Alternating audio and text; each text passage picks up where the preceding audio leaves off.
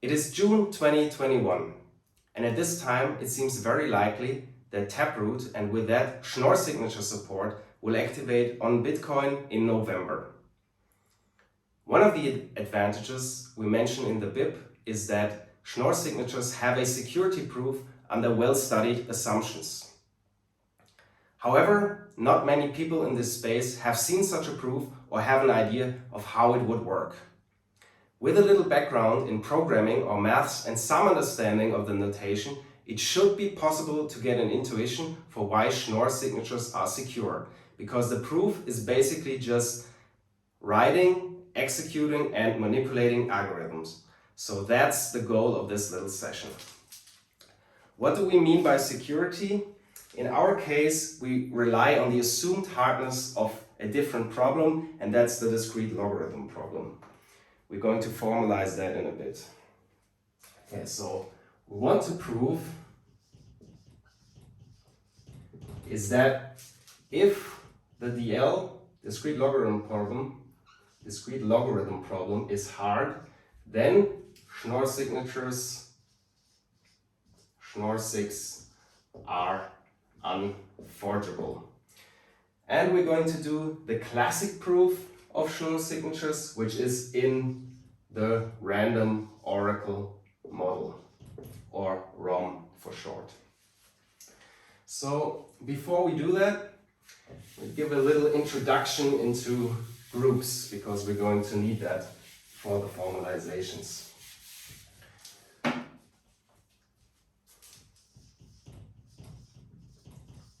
Groups. One example of a group is the group Z3 with addition in a little circle. So Z3 are integers modulo 3, and this means addition modulo 3. So we have Z3 is a set 0, 1 and 2. And for example, if we have two elements from the set 2 and 2 and we want to add them, then we have 2 plus 2 is equal to 2 plus 2 modulo 3, and that is equal to 1. We could also write this set in a different way.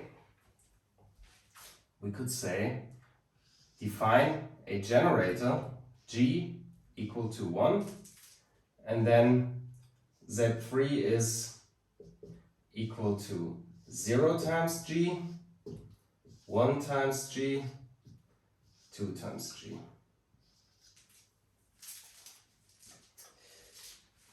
We can now define a function we call the discrete logarithm. And we define it as follows. The discrete logarithm to the base G of x times G is x. So for example, discrete logarithm to the base 1 of 2 is equal to the discrete logarithm of 1 to the base 1 of 2 times 1, and that is equal to 2. So that's rather easy, and that means that this group doesn't work well for cryptography. So the actual group that we're using in Bitcoin is sec P 256K1. And here the generator is just some point on an elliptic curve. And then we can write the group simply as 0, 1 times G, P minus 1 times G, where P is the group order and P is large. Okay, so we call these elements group elements. And the number of times we need to multiply the generator in order to obtain such a group element, we call this a scalar. And these scalars are in ZP. Okay, so if we use this group in cryptography, then our group elements correspond to public keys and the scalars correspond to secret keys. And what that means is that the discrete logarithm should be hard because it corresponds to the problem of computing a secret key giving a public key. So if we want to answer the discrete logarithm for some point, we don't know, because that should be hard to compute, at least for some random point that we obtain. So we're now going to formalize this discrete logarithm problem a bit further.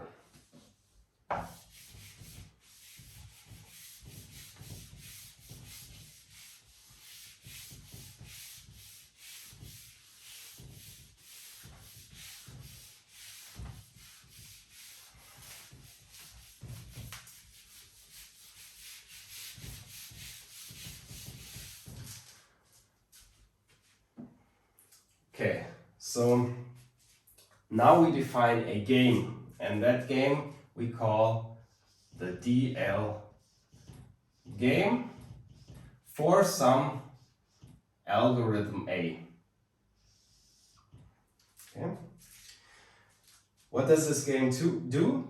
This game is just an algorithm, but I need to introduce some new notation. So what this game does, it draws a uniformly random scalar from ZP.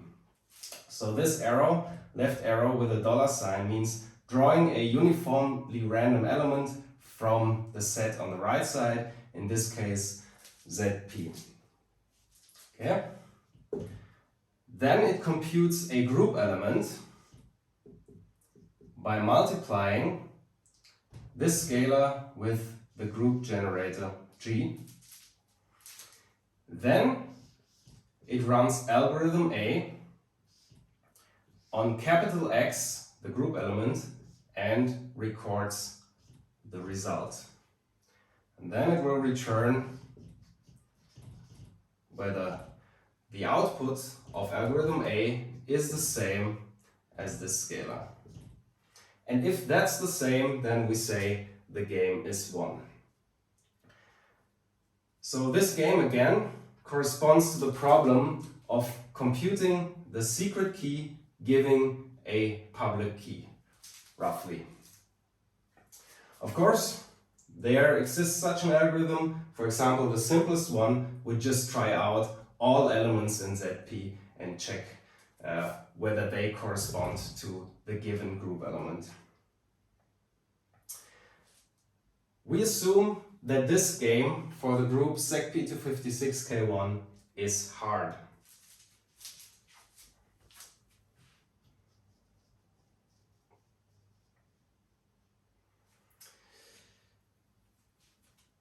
We now define a different game, and this game will encapsulate the security of a signature scheme.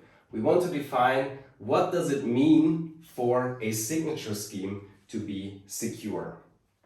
And we call this game, or this game is called rather, EUF-CMA for some algorithm A. So that stands for Existential, Unforgeability under Chosen Message Attack. It starts out similar to the DL game, so it draws some scalar uniformly at random from ZP and computes the capital X group element as X times the group generator.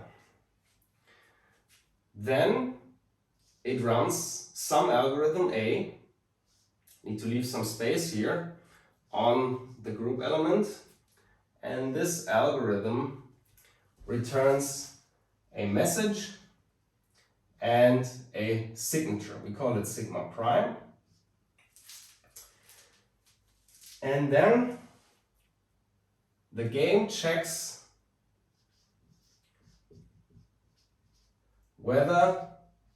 the verification function of the signature scheme under consideration, so for example Schnorr signature verification, with public key X, so this should be M, so message M prime, and signature sigma prime is true.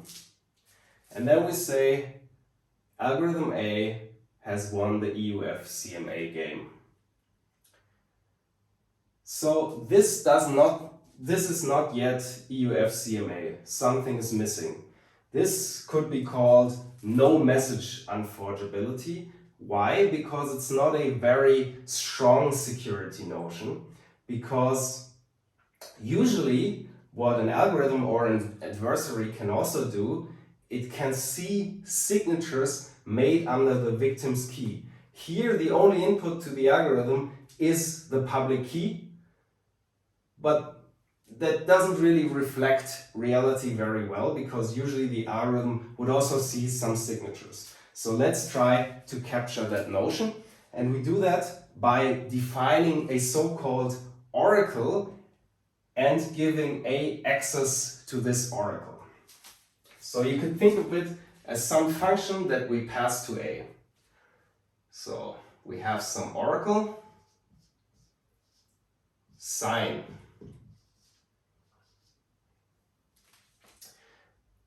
It takes a message and it will call the sign function of the signature scheme with a secret key. So for example, Schnorr signature signing. So sign X is our secret key and the message. And we store the result in sigma. And then the oracle returns the signature sigma, of course, and notation-wise we say that A has access to this oracle by writing simply this oracle here as a superscript of A. So that means that A has access to this oracle. It can call this oracle with arbitrary messages and get a signature in return. So this is still not complete, because now the game is very easy to win for A, because it just needs to request a signature on a message and then simply return it here, and verification will return true. So what we actually need to do is we need to record the messages that were already signed by the game, and then require that the message returned by the adversary is not already in this set or tuple. So we define a tuple here that is empty, it's a tuple Q, and then we add, whenever we sign, we basically add the message to Q. So we append the message, and then in the end we check, or we say that this is only a true forgery if the provided message M prime is not, so and the provided message is not in Q.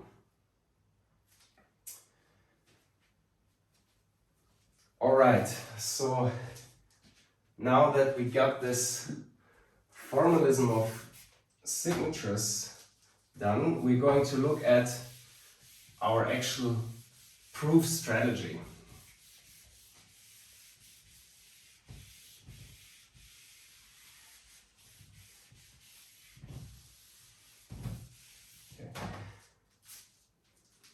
We said in the beginning that we prove that if the DL problem is hard, then Schnorr signatures are unforgeable. This is logically equivalent to the following statement: if Schnorr signatures are forgeable, then the DL is easy. And that's actually the statement that we're going to prove. It's called a proof by contrapositive. So in more detail, to prove, for all algorithms A, there exists some other algorithm that we call the reduction, or R for short. So that's that algorithm, and it runs A. And if A solves EUF-CMA for our signature scheme under consideration, so if EUF-CMA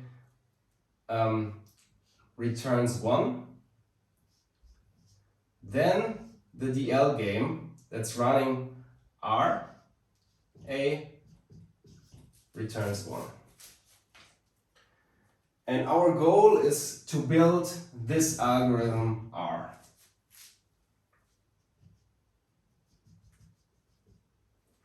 So another way to look at this is that we have some EUF-CMA game, and we have the algorithm A that interacts with it. And interaction means it calls the signing oracle, and in the end it returns a signature. So what we want to build is some adapter, the reduction R, that talks to A, speaks the same protocol, answers signing queries, and talks to the DL game. Not only does it talk to the DL game, but it wins the DL game if A wins the EUF-CMA game. So the reduction does not have a secret key. The secret key is generated in the DL problem. It only gets capital X, the public key.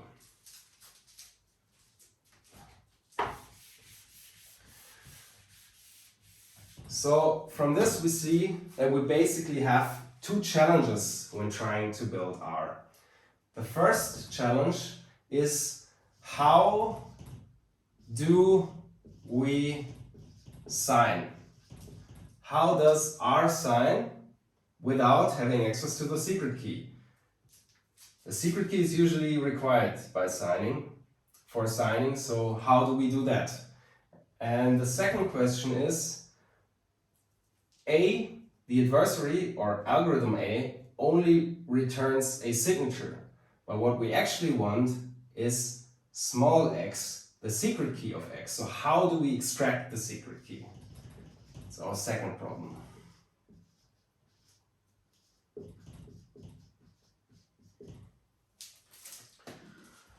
Okay.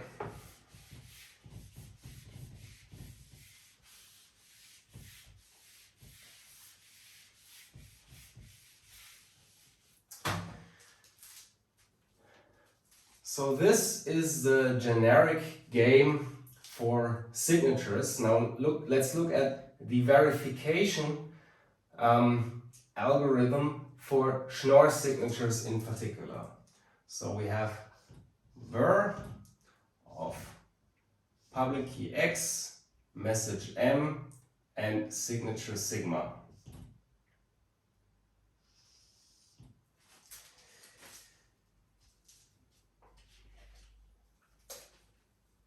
A Schnorr signature consists of two elements. They're usually called R and S, so we just extract them.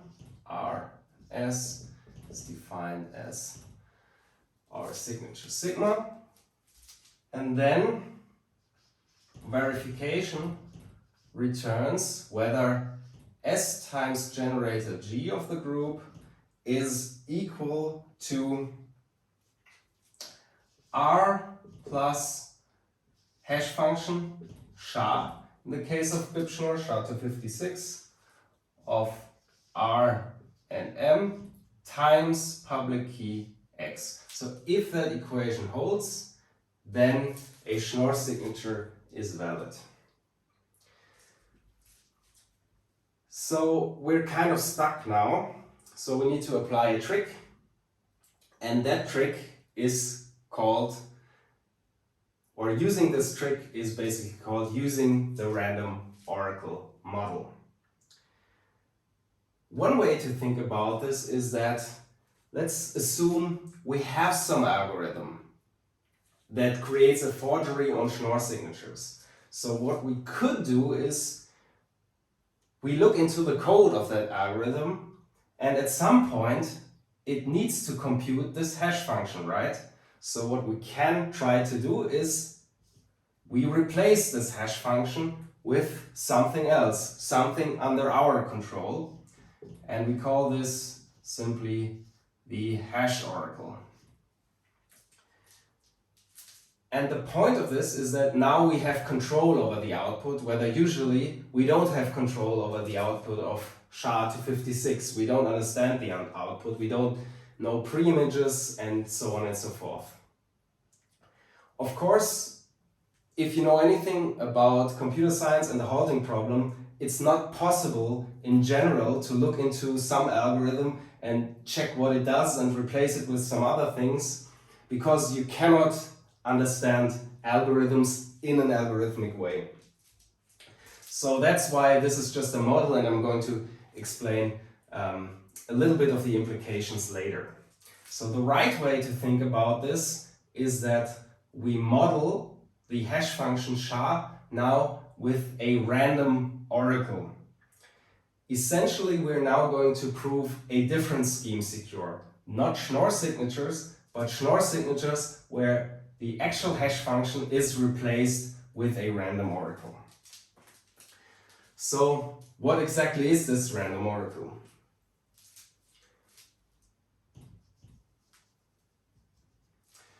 So now we assume we have some algorithm, that's our reduction R.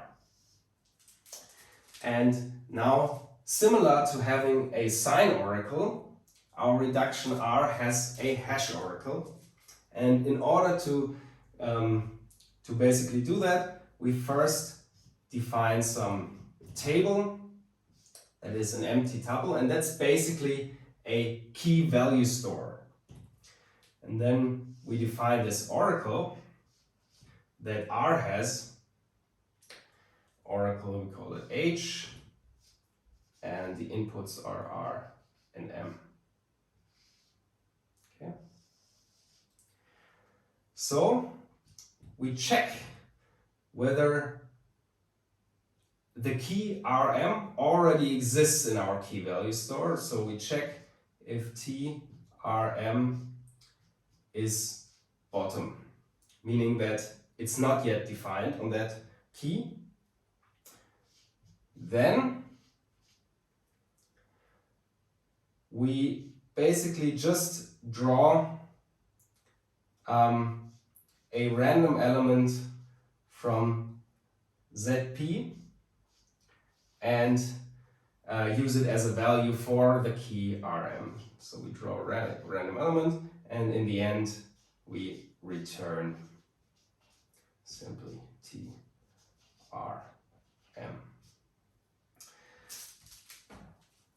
So the output should be uniformly random, and if queried on the same elements, it should give the same results. And then the reduction also runs A. So runs A returns a signature and a message, and now it doesn't only give access to the signing oracle, which we haven't defined yet, by the way, but it also gives access to the hash oracle H. And then if A wants to create a forgery, it needs to query that oracle H, because in order for Schnorr signatures to verify, it basically needs to pass this verification equation, which uses this hash oracle, so whatever we've defined here. Okay, so now back to the challenges that we have with a reduction. The challenge was that how do we sign without access to the secret key, and we're going to make use of this oracle, and that we can essentially program this oracle as long as the adversary A does not realize that we've programmed it. So let's see how this works. This.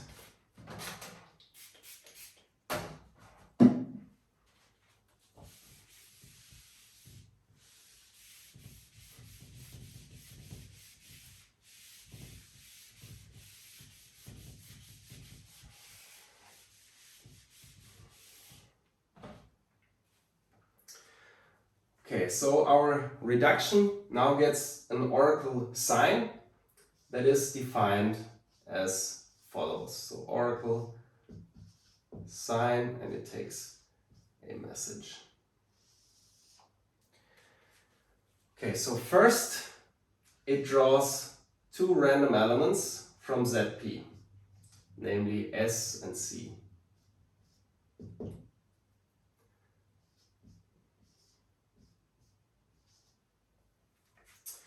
And then it computes a nonce using S and C as the difference between S times G and C times X. And then it programs the oracle using the table or key value store T, say that at the point Rm,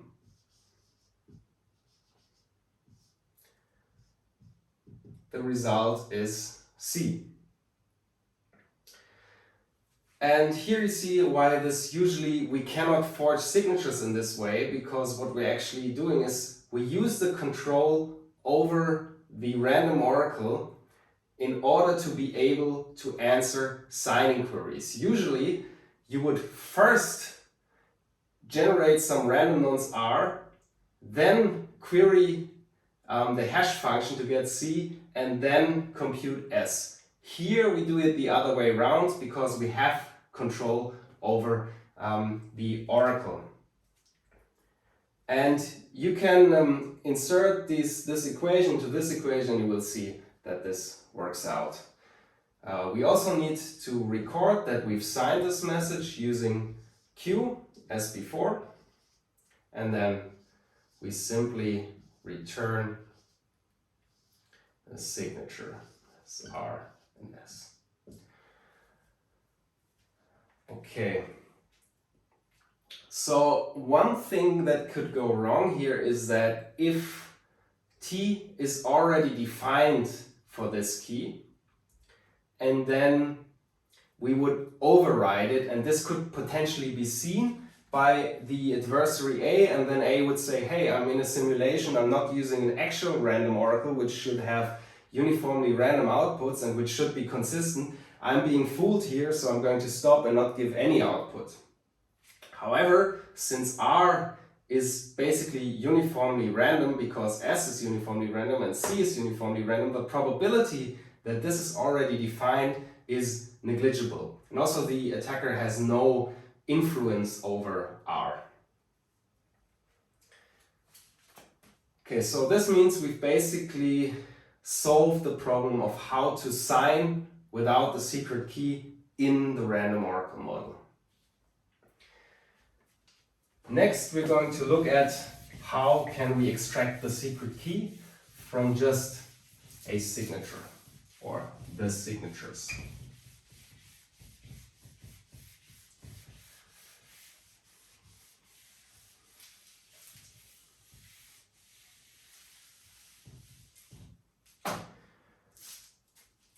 So how can we extract a secret key from signatures?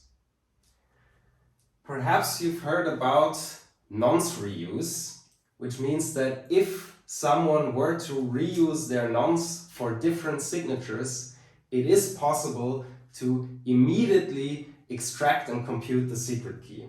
And this is exactly what we try to do. We try to run the adversary in a way where it reuses the nonce such that we can extract the secret key. And this strategy is called rewinding.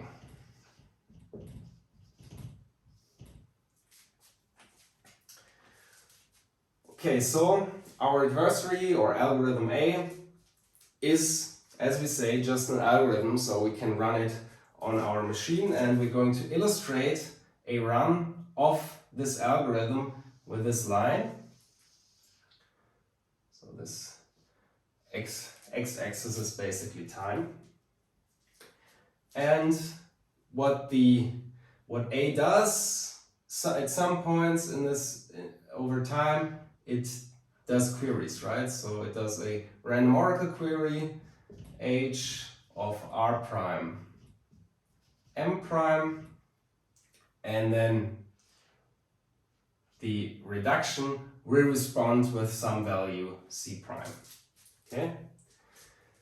And in the end, the forger will output a message and some signature S1R such that S1 times G is equal to R plus C1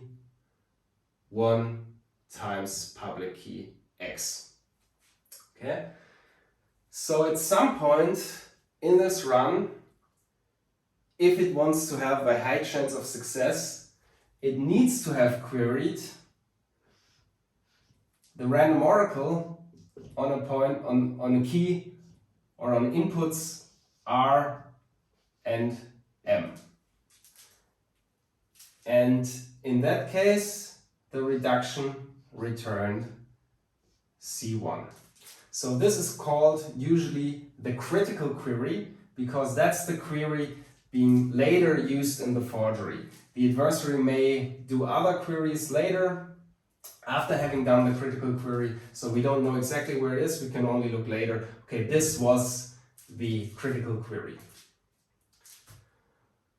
Alright, so our forger, our algorithm, adversary, however we want to call it, is just an algorithm in the end, so we can run it again. And this time we do it with exactly the same randomness and giving the same responses for now. So we run A again, because it's running with the same randomness. It will do the same random oracle query. We give it the same response C prime, and it will do the same query here, but now we give it a different response, C2. And from then on, the forger will do arbitrarily different things. But if we are lucky, I'm going to explain that in a moment, if we're lucky, it will produce a signature S2 R, so with the same R value and the same critical query, such that S2 times G is equal to R plus C2 times X. Okay? So if we subtract the second equation from the first equation, we have that S1 minus S2 times G is equal to C1 minus C2 times the public key. And the public key is just X times G. So we can remove the G's and bring this part to the other side, such that we have in the end S1 minus S2 divided by C1 minus C2 is equal to X. So we've extracted the secret key.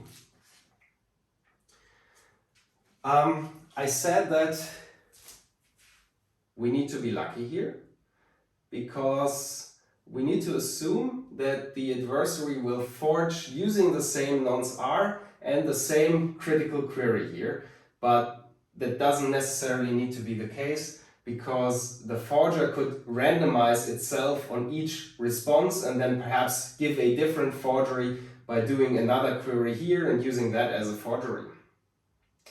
However, the so-called forking lemma tells us that even if the forger would try to avoid us using this strategy, it may be successful, but it won't be successful all the time. So we just need to employ this strategy often enough, and at some point the adversary will give us exactly the response that we want.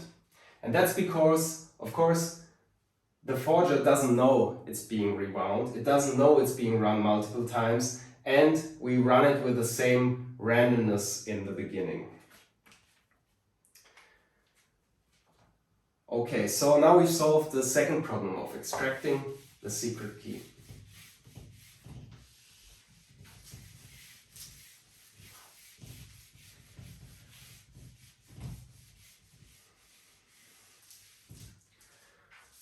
Okay, so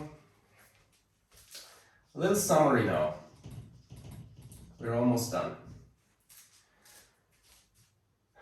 We've had this adversary or forger algorithm A that interacted with EUF CMA,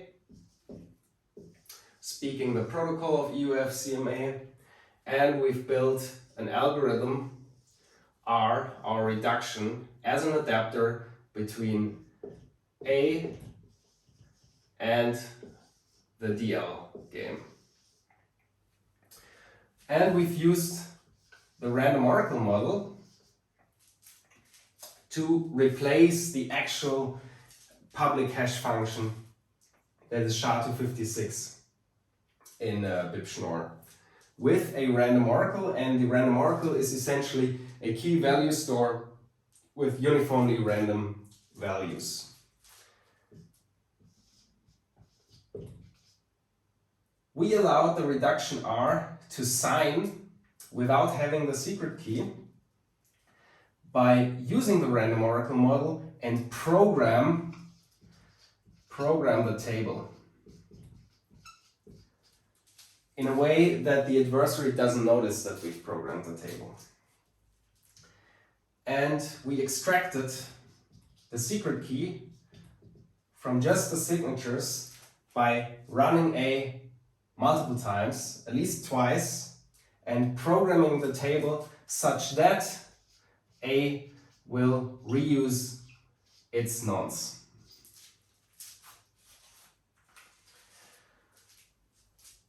Okay, so if you remember, I said that we've proven a different scheme secure. We didn't prove Schnorr signatures secure, we've proved Schnorr signatures with a hash function replaced by a random oracle secure. However, it looks like you can actually do that because a random oracle and SHA-256 shares some properties. For example, the output of SHA-256 and the input, at least in practice, seem completely independent, and the output of SHA-256 seems uniformly random, although it cannot actually be. This strategy of modeling an actual hash function with a random oracle both works and doesn't work in a sense.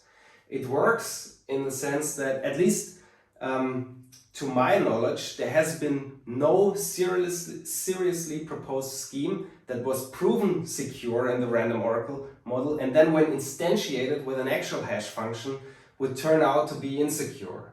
However, it is certainly possible to construct artificially bizarre signature schemes where this applies. So they can be proven secure in the random oracle model, but as soon as you use an actual hash function to instantiate them, they are completely insecure. However, there also exist other proofs of Schnorr signatures in the generic group model, for example, that don't need the random oracle model, and they rely on other properties, more realistic properties of the hash function. So if you want to look a little bit deeper into the security of Schnorr signatures, I can recommend a blog post by Adam Gibson, also known as Waxwing. It's called Liars, Cheats, Scammers and the Schnorr Signature. You can Google it. Or also, it's a really good resource is Dan Bonnet's book. It's free. It's called A Graduate Course in Cryptography. It goes really into detail and also basically explains the security in a much more rigorous and quantitative way.